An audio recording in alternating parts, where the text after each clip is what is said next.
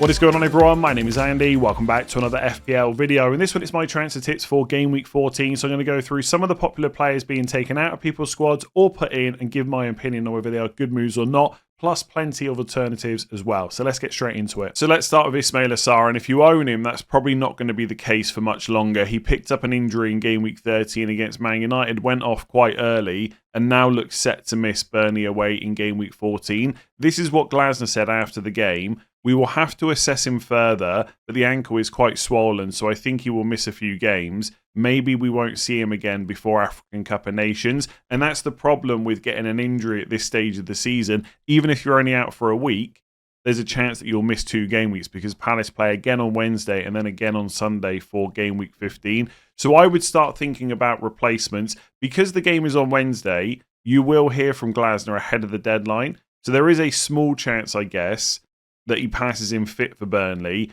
but it's far from guaranteed. So I would start looking at replacements. We'll discuss some in just a second, but I can't really see any good reason to hold on to him. Like, even if he's back for Fulham away, it's not an amazing fixture. It's fine. If you had him, you'd play him, but it's not one that you feel like you've got to keep hold of him for. Then it's Man City at home in 16 as well, and then he's off to African Cup of Nations. So I think he was probably going to be, and also we've got the top up to 5 transfers in 16.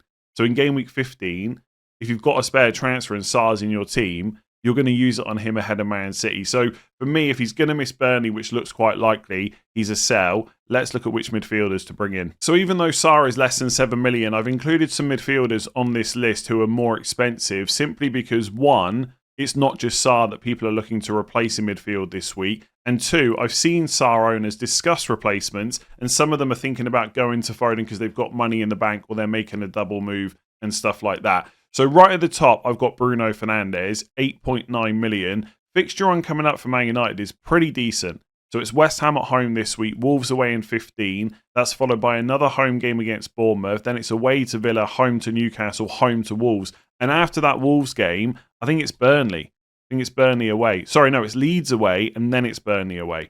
So the fixture run between now and Game Week 21 is excellent. He's going to play every single minute over Christmas. We know he's on penalties, and he keeps ticking over with points. For a guy that doesn't get many returns, he's only blanked once in the last 6 weeks. He's now overtaken Mbeumo for total points. He's not that much more expensive than Mbeumo. He doesn't go to African Cup of Nations. He's just a good transfer in. Simple as that. He might not go and get you double digits every week, but who does?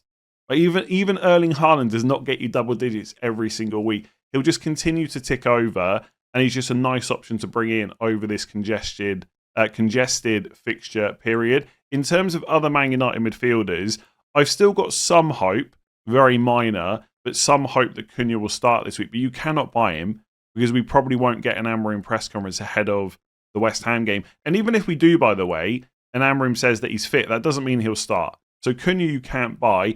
Mbeumo, I don't think is a terrible transfer in still, because you might get West Ham at home, Wolves away, Bournemouth at home out of him, and then you've got 5 free transfers to get rid of him again. But there was some talk from Amorim, I think last week or the week before, that some of those players in the squad going to African Cup of Nations might get released early. If the countries want them, basically the club has to release them. So I think if it's a choice between Fernandes and Mbeumo, you just go with a safer, longer-term pick now, which is Bruno Fernandes. And by the way, Mbeumo's blanked in 3 of the last 4, so it's not like he's been doing super well compared to before. I still think Mbeumo's a great pick. If you've got him, happy days, you definitely keep him.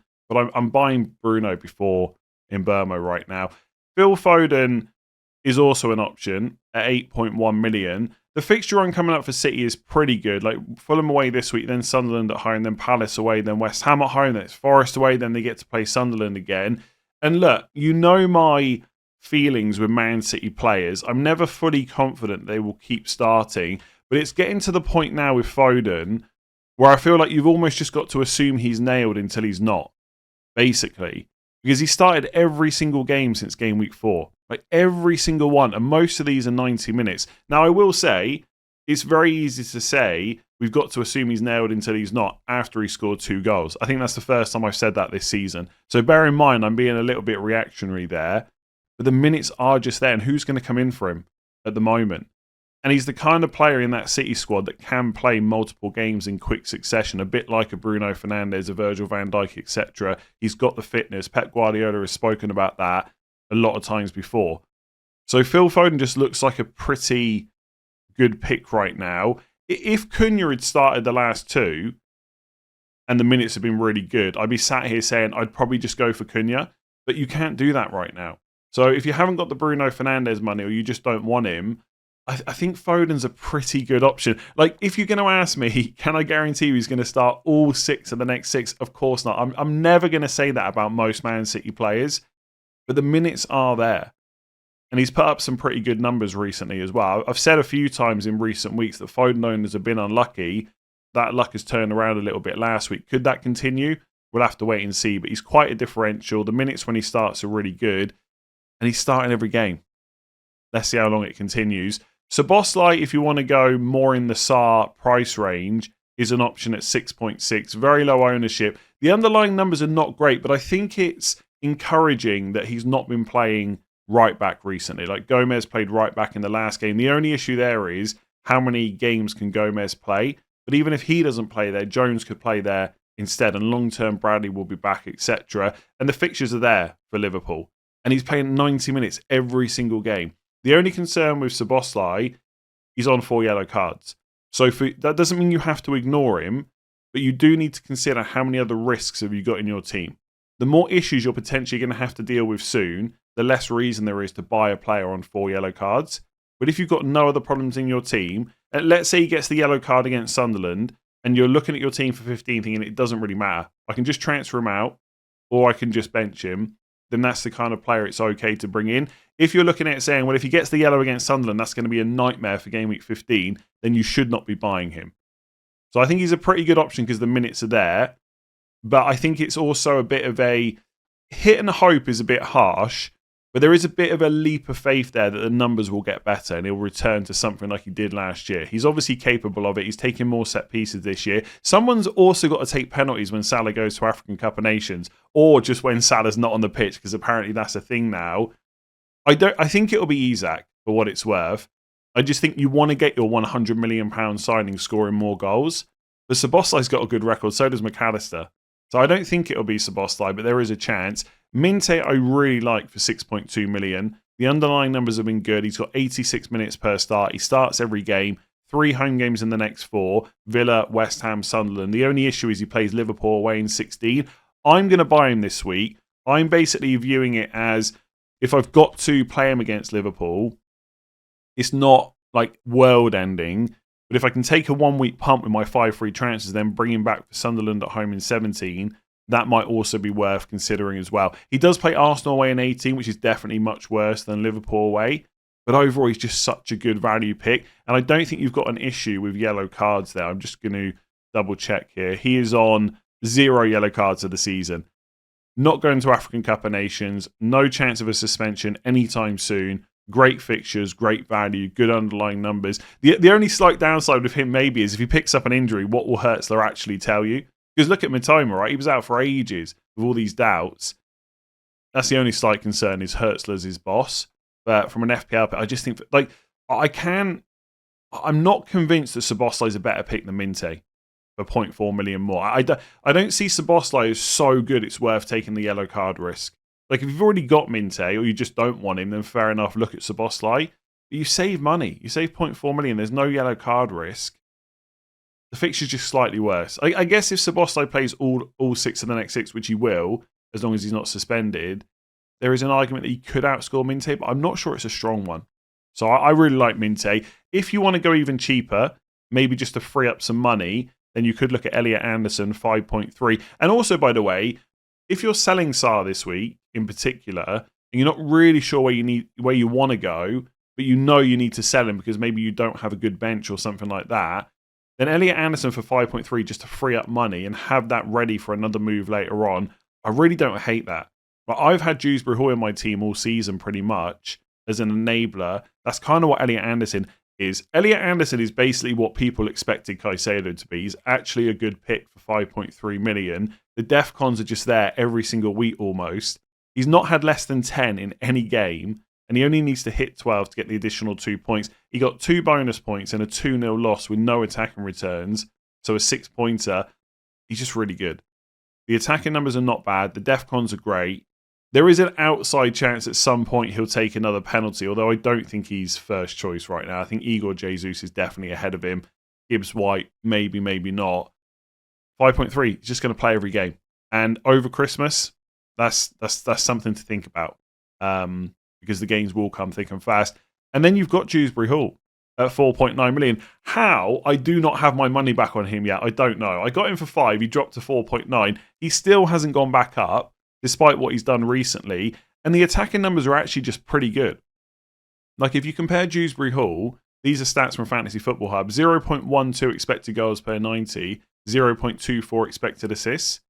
That's almost as good as Minte. That's better than Szoboszlai. He's 4.9 million, plays number 10 every single game, takes some set pieces as well. And obviously, those numbers have been buffed a little bit recently because of the returns. He's just getting chances and creating chances at a rate that's pretty good for a 4.9 million midfielder. The only question mark about whether you should buy him is actually whether you should buy Lefay instead for Sunderland. Took a penalty at the weekend.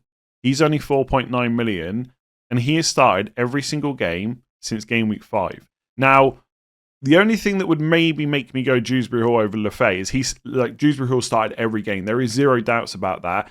I would definitely look at Lefay and say he's probably just in that team. And there's no real issues there. But I always worry a little bit more when a player hasn't started the season and then comes in. I don't think you can... can you say Lefay is as nailed as Dewsbury Hall? I think there's a little bit of a difference, but the minutes recently have been so good. So why do you not just take the penalty take of 4.9?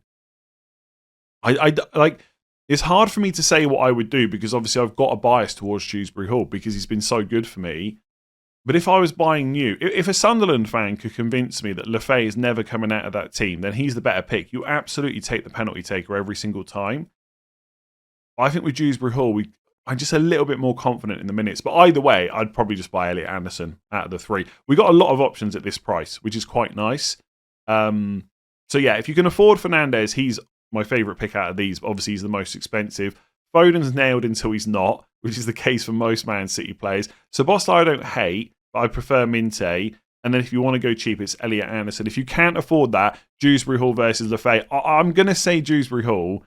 But that is definitely some bias because I already own him and I like him. The other player that's maybe a little bit harsh to miss out without going through every single midfielder here is Enzo Fernandez. I do think there's going to be rotation for Chelsea against Leeds, but Caicedo missing out through suspension, that is definitely going to up Fernandez's minutes. And until Palmer's back in the team regularly, we're assuming that Enzo Fernandez is still on penalties. Leeds away, Bournemouth away, Everton at home, not a bad next 3. I just think when I look at the fixtures, 3 of the next 4 are away. Leeds, Bournemouth, Newcastle. Chelsea are a good team. We saw that against Arsenal, right? There's a reason they are where they are in the table. I don't know. I just think as soon as Palmer's back, Enzo Fernandez is not quite so good. But to be fair, as someone pointed out in my comment section the other day, Enzo Fernandez's underlying numbers are just really good this season, even without penalties. So I think it's maybe... if someone said to me, I don't want to buy Szoboszlai, I'm buying Enzo Fernandez instead, I probably wouldn't argue a great deal. I think it's probably a little bit harsh to leave him off the list. I think you can make a case that Enzo is better. Outside of that, for midfielders, I think I've covered most bases. Bruno Guimaraes just keeps smashing the points. His underlying numbers are okay, to be fair. They're similar-ish to a Dewsbury Hall, and he's got DEFCON potential. 6.6 million, though. I don't know. Am I saying that Bruno Guimaraes is better than Enzo Fernandez or Minte? I'm not so sure about that, but he's not a terrible pick. Rice for 7 million, I don't know. He just feels a little bit expensive, but he has continued to tick over. So again, don't hate it. Eze, I would just ignore. Odegaard's back now. You've already seen in the last game 71 minutes. The minutes are just going to drop now with Odegaard back. Neto just keeps doing well. I think I would prefer to buy Enzo Fernandez. Gakpo, I guess, is another one that may be a little bit harsh to leave out. Played 90 in both of the last 2 games. I don't know. I'm just never going to fully trust the minutes of a player like that. But if you want to punt it because of the fixtures, I mean, go for it. Could you argue that Gakpo is a better pick than Szoboszlai? Absolutely. Like Szoboszlai, you know you're going to get the minutes, but Gakpo will get the chances. Like I said this weeks ago, he's got similar underlying numbers to Mbeumo this season. The minutes just haven't been as guaranteed. Like if you told me Gakpo is going to play the next 6, then he's an amazing pick. It's just I always have these worries, and not often, but sometimes when you buy players like Gakpo, they just cause you bigger issues down the line. Because if they become a problem and you have other problems to deal with, that's when hits start to occur. So Gakpo's fine, Enzo's fine, but I think Fernandes. I mean, I know I'm rambling a lot here about midfield options, but I can't sit here and say Foden's a great pick and say Gakpo's not, because I'm not super confident in Foden's minutes, although he hasn't been benched for a long time. Gakpo's fine. I wouldn't buy him. Not right now. So Senesi is suspended for game week 14. He's going to miss Everton at home after picking up his 5th yellow card of the season. And after that, he comes back to a fixture run that starts in game week 15 with Chelsea at home, then Man United away, Burnley at home, Brentford away, and Chelsea away. And after that Chelsea away game in game week 19, it's Arsenal at home in game week 20. So the fixture run outside of Burnley at home is not great whatsoever. Now, that doesn't mean he's an absolute must-sell, because some of you might be bench boosted in game week 17, in which case he's great for Burnley at home. And he's also really good for defensive contributions as well. Per starter on average, he's hitting 11.85. So he's getting those additional 2 points quite often. So if you had to play him in a game like Man United away, Brentford away, it wouldn't be completely terrible. But overall, the fixture run now just doesn't look great for clean sheets. You've got a guaranteed blank through suspension, Chelsea at home, then Man United away. Then you've got to play Chelsea away later, followed by Arsenal, even Brentford away in 18. If I had Thiago, I'd be quite happy about playing him in a game like that against Bournemouth at home. So I think Senesi is not an absolute must-have, but I think he's very sellable. Like, my plan for quite a while now has been to sell him in game week 15. So now he's suspended in 14. You could absolutely get rid of him this week. It doesn't, like, you could just put the decision off until 15, which is what I'm likely to do. But in 14 or 15, if you've got a spare transfer, I think you can definitely get rid of Senesi. So it's going to depend on your setup. If you've got the ability just to bench him for a few weeks and play him against Burnley, that's absolutely fine. But for some of you, he's definitely, a player that you could look to get rid of. And that's what I'm going to do in game week 15. So let's look at potential replacements in and around his price. So for defender options, I did stick to 5.1 million or below. But if you've got a bit more money to spend, the likes of Yuri and Timber at 6.4 million to get into that Arsenal defence are still good options. You can't buy Saliba right now because of the doubts, and I'll talk about him later. And Calafiori, I'm just not as confident in terms of his minutes. I just think someone like Lewis Skelly could come in and play instead. And obviously Timber's got Ben White competition, but it's not really looking like competition right now. Ben White has not played a single minute in the Premier League since game week 1. And he's been on the bench, I think, since game week 4. Like, not a single minute, not even a 30-second cameo. I'm pretty confident Timber will start. I can't 100% guarantee it like a Van Dijk, but I am not all that concerned about Timber this week. So I think it's okay to buy him. But it's worth saying, I also thought that Salah was definitely not going to be benched last week, and look what happened. So I like Timber. Munoz will also start. Burnley away, good fixture. He is on 4 yellow cards, and he is 6 million now, so he has gone up quite a bit in price. That doesn't mean he's too expensive. He's a really good pick. Just as always with 4 yellow card players, think about if he gets the yellow card in this specific fixture, how will I feel the next week? So if he gets it against Fulham away, let's say he gets it against Burnley, would you be annoyed if he misses Fulham? I would be a little bit annoyed. If he gets it against Fulham and misses City, probably less annoyed. If he gets it against City but misses Leeds, that's not great. Like, if the fixture run said Burnley away, Fulham away, Man City at home blank, would you be as keen to buy him? Those are the things to think about. But until he gets that yellow card, he's obviously free to play. And by the way, you've got to get through 19 games before the yellow card limit goes to 10. So just keep that in mind. In terms of cheaper players, I quite like Malik Chow. This obviously looks like a massive knee-jerk because he's just scored 2 goals. But actually, he's putting up 9 defensive contributions per start. He's shown he's got a bit of goal threat. He seems to be nailed. And 4 of the next 6 fixtures are Spurs at home, Burnley at home, Sunderland away, Burnley away. And 3 of those fixtures come in the next 3 game weeks. So you've got the good fixtures right in front of you. There's still part of me that looks at Spurs and thinks they will score. I know Spurs fans are worried about this fixture because they always get smashed at St James's Park. But I still feel like Spurs, no matter what, will score in that game. So I don't I think he's fine for this week, but I prefer it if you were buying him before Burnley. I guess I would say that. Dan Burn also seems pretty nailed because he's come back from suspension straight in the team, but he's 0.2 million more. So you probably just saved the money. Lewis Hall is a bit more exciting, but I don't think you can fully guarantee the minutes. I just think there might be a little bit of rotation. It's pretty clear that Livramento and Lewis Hall are the two first-choice fullbacks, but Lewis Hall, off the back of quite a long injury, you could see Dan Burn go back to left-back in one of these games coming up. So I wouldn't go for Lewis Hall. Also, we're playing FPL with Defcons now.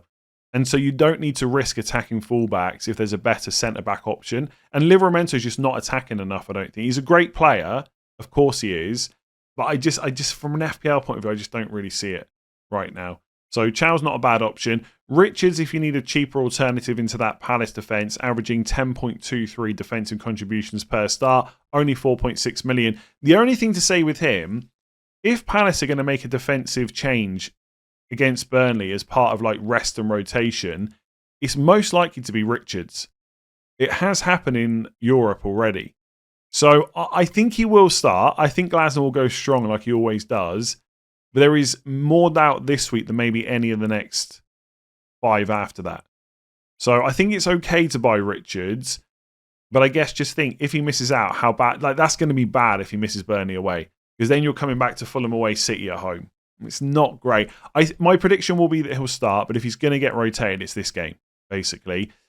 Joachim Andersen is not someone to buy this week, but this is what I was trying to say with Senesi, that you don't have to sell him in 14. If you can bench him and your squad looks good outside of that, then you could buy Andersen in 15 instead. He's got Palace at home in 15, followed by Burnley away, Forest at home, West Ham away. 4 pretty playable fixtures. Palace is not easy. I'm not trying to say it is, but overall, the next 4 after City are good overall. And he's averaging 10.83 defensive contributions per start. He's only 4.5 million. I think he's a really nice value option still, but you wouldn't want to buy him this week. Then you've got Nico O'Reilly. Again, it just comes down to the minutes. Is he going to continue starting? I don't know. He's played so many minutes recently. One thing I've seen people talk about with O'Reilly, why Pep likes him, because he's so tall. As well as being just a good defender and good going forward, he's just tall for set pieces as well. Like we saw the Vardio goal was off a O'Reilly header, basically, like a shot. So he's good. Like if you look at his attacking numbers, 0.19 expected goals per 90, 0.11 expected assists, you're almost talking Munoz-style numbers. And look, if this was last season, I'd be sat here saying, okay, he might miss one of the next 4 or 5. It's worth the risk because he's so attacking. But again, we have Defcons this year. It does change the way we play. You don't have to take the risks on attacking fullbacks anymore. So that's what puts me off O'Reilly. The attacking numbers are incredible, but if he misses a game, it does just hurt more than previous seasons. Ain't Nori is the main competition because Vardiol's playing left centre-back. He's not played much recently. When he did play in the Champions League, he got hooked at half-time. He's also going to go to African Cup of Nations. So I think once we hit Game Week 16-17, O'Reilly will be fine. It's just whether he misses one of the next 2. And if he does, it's more likely to be Fulham anyway. So if you're a braver person than I am, which you probably are, I like O'Reilly as a pick. I don't necessarily see myself buying him, although I really want it. I really want to be able to talk myself into going for a player like that because I think he's genuinely exciting to own in FPL. The Defcons are just working so well this season. I'm probably going to continue to ignore him. Going without Man City players hasn't hurt me so far, apart from Haaland, obviously, but I've got him. But Sunderland in 15, West Ham in 17, so good both at home. O'Reilly's a good pick, I'll say that. I'm probably not going to buy him. Then you got Van Heck, 4.4 million, nice and cheap, 8.54 defensive contributions per start. He's not going to hit it as regularly as a Richards or an Anderson, but he'll get it sometimes. Lots of home games coming up in the next 4, Villa, West Ham, Sunderland. He's fine for a cheap player. And people will say Brighton don't keep clean sheets. They've kept quite a few recently. So I don't mind him at all. I like Verbruggen as a pick and goal for wildcarders as well. Van Heck's fine. But if I was buying next week, I would definitely buy Joachim Andersen. So Van Heck feels like someone if you need them this week. And even then, it's Villa at home. And then lastly, I've got Vandenberg. He's the player that I'm actually eyeing up as my Senesi replacement. But this is all going to come down to your team and your transfers. I don't need a defender this week. So I'm happy to bench Senesi, and I don't need a defender in 15 as it stands. So I'm going to get Vandenberg ready for his fixtures in 16. Leeds at home, Wolves away, Bournemouth at home, Spurs at home. And I think, might be wrong here, after that Spurs game, I should have already got this up ready. I think there's a couple of good fixtures maybe. Yeah, Everton away, Sunderland at home, not bad. Now, obviously, we got 5 free transfers in 16, so you can take short-term punts. But I still think when you buy a player, so like I'm looking at Vandenberg in 15 to bench to then have for Leeds, so it is a short-term move. But I think you also have to be happy to carry them forward afterwards because there might be another injury that crops up. And personally, I don't want to blow all those transfers straight away. So if I had to hold him for Wolves away, not bad. Bournemouth at home, not bad. Like, basically, I guess what I'm trying to say is 16 to 21, there's not any fixtures there I would be hating a word where I've got to play Vandenberg. So I think he's a good pick. I think he's a good pick from 16 onwards. You just wouldn't necessarily want to be going for him to play against Arsenal away. So Chow, Richards, probably the best options this week, I would say. O'Reilly, if you're confident in the minutes. From next week, Anderson from 16. I really like Vandenberg as well. I don't think there's many other defenders that I've missed. I mean, Saliba's doing really well at 5.1. I keep looking at the Chelsea fixtures. I don't know how much I love them or not. I think they're okay. I just worry about someone like, I mean, Chalobah started every game, I think. He missed the Liverpool game. I can't remember if he was, like, he's pretty much started every game. But there's still part of me that just doesn't trust Maresca to not bench him. Like, it's pretty clear Chalobah and Fofana are the first choice centre-backs, and Fofana will definitely get rotated more because they've got to manage his fitness. Maybe Chalobah's just a good pick. He's not bad for DEFCONs. He's got goal threat. Chalobah's fine. I don't know. I'm just not going to buy him. I'm just not. Lacroix also, if you don't want Richards, I think it's a great pick. Like, he'll definitely start this week. Better goal threat as well. For 5.1. I mean, honestly, Lacroix should probably have been on that list. I really like him. Michael Keane, he's good in 15 for Forest at home, but then it's Chelsea away, Arsenal at home. Personally, I think you go 15 as a 1 week punt, or you wait until game week 18 to buy him. And that's about it. Don't buy Matty Cash. Good last week, that's it. There you go. Let me know which defender you're going for. Let's talk about Semenyo next. Some people thinking about selling him ahead of Everton at home, Chelsea at home, Man United away, which is the next 3 fixtures that he has. He doesn't have a goal or an assist since game week 8. Now, he has missed 1 game week since then, which was West Ham at home, which is an awful fixture to miss because it's so good on paper. But basically, it's blanks against Forest at home, City away, Villa away, Sunderland away. Not great, especially with how well he started the season. But I do think that Sunderland game, very, very unlucky. If you haven't seen it, go and watch the highlights. How he didn't walk away with at least 1 assist, arguably 2, I don't know. 0.6 goal involvement is very encouraging moving forward. So I think, despite the blanks, he's still a pretty good pick this week against Everton at home. But again, like Senesi, he is somewhat sellable afterwards. I would say less so than a defender, because obviously you're not so worried about the clean sheet. And honestly, Man United away is not a terrible fixture. Then Burnley at home is good. Brentford away is not terrible. So he's not as sellable as Senesi, but I still think it's okay if you want to move him on to someone else. That being said, he's going to play 90 minutes every single game. I know he had that ankle problem which kept him out of the West Ham game, but apparently that was also partly illness as well. And, you know, Iraola said that he had the ankle problem before Villa. He played 90 minutes. He's come back. He's played 90 minutes against Sunderland. Having a player that plays 90 minutes every single game in a midweek game week is so good.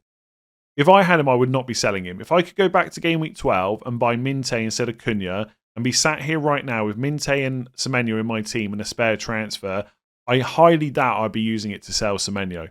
He's going to start against Everton. He's very likely to play 90 minutes. There's not a huge amount of players you can say that about this week that are also good FPL picks. So for me, if you've got him, you keep him for 14 and then you reassess ahead of 15. If you get to 15, nothing else to do and you want to take him on, because his ownership is super high, by the way, which is almost like a nice risk opportunity. You can take on that high ownership, then do it, but do it in 15.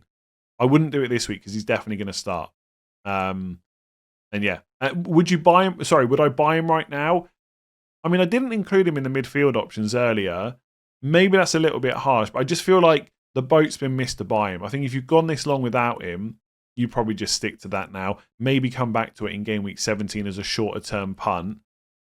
keep him for Brentford away, and then maybe look to move him on before that Chelsea away if you've got lots of transfers stacked up. So Igor Thiago scored another 2 goals at the weekend. That has caused his price to rise to 6.7 million ahead of Arsenal away in game week 14, and after he's come off injured against Burnley. Now, after the game, Keith Andrews did play that injury down. He said he spoke to Thiago and it didn't seem to be much of an issue at all. So he may be fine for game week 14, but if you're going to buy him, at least wait until you hear the press conference, just to make absolutely sure, because there is a chance he'll miss out. And even if he doesn't miss out, it's an awful fixture. So I don't begrudge anyone buying him because he's such good value at 6.7, but I do not see a rush to buy him this week.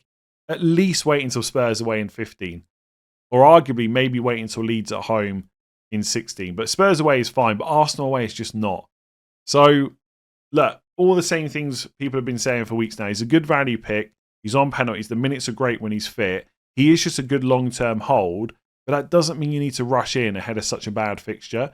But I'd much prefer, I think, to take a 1-week punt on someone like Woltemade against Spurs at home than buy a player before Arsenal away. Even if Saliba's out and Nketiah and Mosquera are playing, I still see Arsenal a difficult team to break down. I just wouldn't be going for Thiago. And also, very much not a hot take, at some point the penalties are going to dry up. And look, even without penalties, he's still scored 6 goals this season. He's still a good value pick, and he is on penalties. That's obviously a plus. It's a reason we like him. But part of the reason he's so popular is because he's had 5 goals from penalties.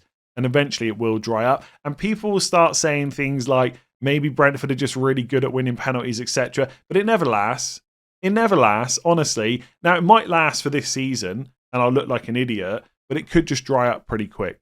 Like, if you look at the expected goals per 90 non-penalty, 0.3. Actual goals per 90, 0.9. He's massively overperforming. I just don't see this continuing. That doesn't mean he's a bad pick. He's still good value. I still like him. I'm still targeting him as a transfer in for game week 16.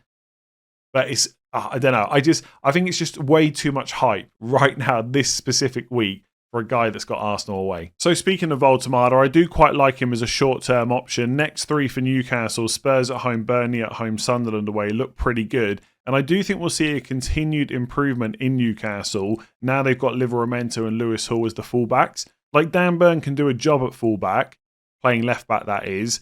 Lewis Hall, though, is just such a step up, especially going forward. And I don't think he'll start every single game, as I've already mentioned in this video, but he'll start the majority. He just adds another layer of creativity to that team. So I quite like Woltemade. If you got stuck with him, Chelsea at home, Man United away, Burnley away is not terrible either. The only slight concern I have is the minutes for midweek against Spurs at home. Like, we just saw him get rotated out of the team in the Champions League for a midweek fixture. Could that happen again? Now, you might turn around and say, well, it's happened now. He's had a rest. Surely he can just play this one as well. But they haven't got like another proper number 9 to rotate him with until Visser can get fit. Gordon can play that role, but you want to keep Woltemade playing lots of games. And to do that, it does seem like Eddie Howe is going to be cautious with his minutes overall. So I think if I was making a prediction for Newcastle's starting 11 this week, it would have Woltemade in there. But I don't think I would be fully confident in that. But because the next 2 fixtures are just better than what Thiago have, as a short-term move, I quite like going Woltemade, then into Thiago in game week 16. And I think for this week and 15 combined, Woltemade's got to be one of the better options outside of Haaland. It just comes with a little bit of risk, but if you're willing to take that, and it is minor, I like him. So Saliba missed the game against Chelsea in game week 13, which I think was a surprise to everyone. The Arsenal official Twitter account tweeted before the game to say that he picked up a knock in training. That's why he missed out. After the game, Arteta said that Saliba will undergo another test tomorrow, that's Monday, to learn the extent of his injury. So he is a doubt for game week 14, but he hasn't been ruled out. And because the game's on Wednesday, you'll hear from Arteta on Tuesday. Now, I know what everyone's going to say, Arteta is useless, etc. But actually, I think he's been pretty good with injury information. He's never going to be a manager that says this player is out for this period of time. But if Saliba's okay, I think he'll tell us. I guess you might get a we'll see in training, but even that is positive. That's way more positive than he's definitely out. So if you're an owner, I would wait and see what Arteta says on Tuesday as to whether he'll be available for Brentford at home. But if he is, he'll play. There's no real doubts about that. I don't see Arteta using Nketiah and Mosquera more than he has to together, but it's also quite clear they're not going to take any risks. A lot of teams seem to be doing that this season. You look at Newcastle, last time they were in the Champions League, that team just got played weekend, midweek, weekend, etc. over and over. Gordon's minutes have been heavily managed. It's the same with Arsenal. They've got those centre-backs back up now in Mosquera and in Nketiah. They're not going to take risks. So, obviously, you can't buy him. No matter what Arteta says on Tuesday, I would not buy Saliba this week. If you've got him, I think there's reason to hold on to him as long as your squad can cope with it. Because even if he misses Brentford at home, and let's say he misses Villa away as well, you've got Wolves at home, Everton away, Brighton at home, Villa at home to come. There's still quite nice fixtures. This is still one of the, well, not even one of, the best defence in the league. And if Arteta makes it clear that he's a doubt for Brentford but should be back afterwards, then Villa away having to play Saliba is not the end of the world either. So I would probably lean more towards keeping just because I think Arsenal long-term are a good option.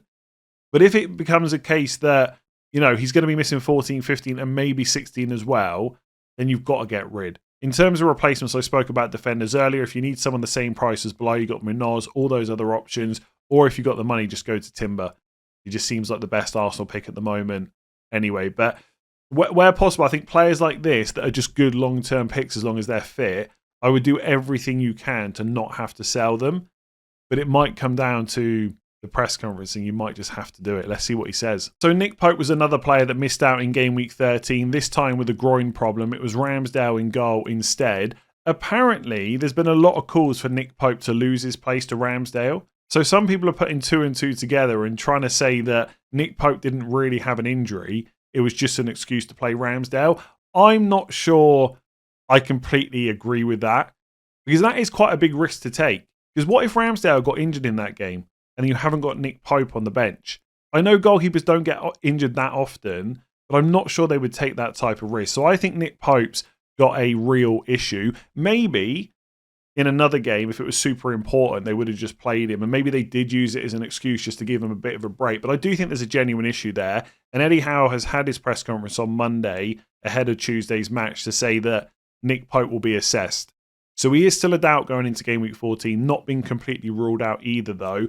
I would say this, Burnley at home is quite a nice fixture in game week 15. Unless you're absolutely desperate to move to another goalkeeper and it's for free, I definitely wouldn't take a -4. If you've got Dubravka on the bench, I would just play Nick Pope. And if he doesn't play again, you've got Dubravka off the bench. Because last week, even though Dubravka got a 1-pointer, once you start taking into the account the -4s people were looking at, that means the goalkeeper you bring in has got to score at least 5 just to match them. So I think Dubravka is not, he's not great. You never want to play a Burnley defender unless you absolutely have to. But worst case scenario, he comes off your bench for Palace at home. If you've got no goalkeeper, then I would sell Nick Pope. That's a different matter. But most of you should have Dubravka there. So I would keep him unless you've got a spare transfer and unless you're absolutely sure who you want to go for, and just let Dubravka come off the bench and then reassess ahead of game week 15. If Nick Pope is then fit for that game, then you play him against Burnley at home and hope that he starts. I'm still not completely convinced that Ramsdale's just going to be the goalkeeper now, but maybe he will be.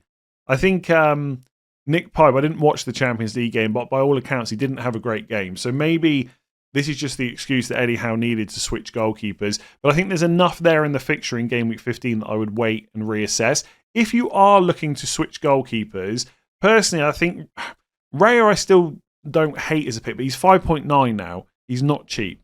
Same with Donnarumma. He is, I think, 5.7. Yeah, I'm not sure I would go there, to be honest. I know I paid 5.5 for Raya, but once you start getting more than that, I just go cheaper. I really like Verbruggen. Plenty of clean sheets recently, but also the fixtures are just very good for quite a while. Like if you look at from kind of game weeks 14, even up to like 24, the worst fixtures are City away in 21, Arsenal away in 18, and Liverpool away in 16. Now, don't get me wrong, that's about the 3 worst away games you could have, but all the others are either really good home games or like okay away ones like Fulham away. Like in that period, they play Villa at home, West Ham at home, Sunderland at home, West Ham away, Burnley at home, Bournemouth at home, Fulham away, Everton at home. I just really like Verbruggen as a pick, and he's only 4.4, so you save money as well. So that's probably where I would go. Sucks if you have to move a goalkeeper, but sometimes FPL throws stuff like this at us. But if you can, give until Burnley, then reassess. If you've enjoyed that video, make sure to give it a like and hit that subscribe button. If I haven't covered a topic or a player in this one that you think needs covering before the deadline, I am going to do a final thoughts video tomorrow morning. So there's plenty of time to get your questions in on Twitter. I'll put a tweet up later on asking for questions and topics, etc. So hopefully I'll cover everything. If not, last chance saloon is the deadline stream, which will be, let me just double check when the deadline is. I think it's 6 o'clock UK time. Yeah, on Tuesday. So the deadline stream will be 4 p.m. Tuesday. So you got this video, final thoughts tomorrow morning, and deadline stream as well. So plenty of time to answer all your questions. Thanks for watching. Give it a like, hit subscribe, and I'll catch you again tomorrow.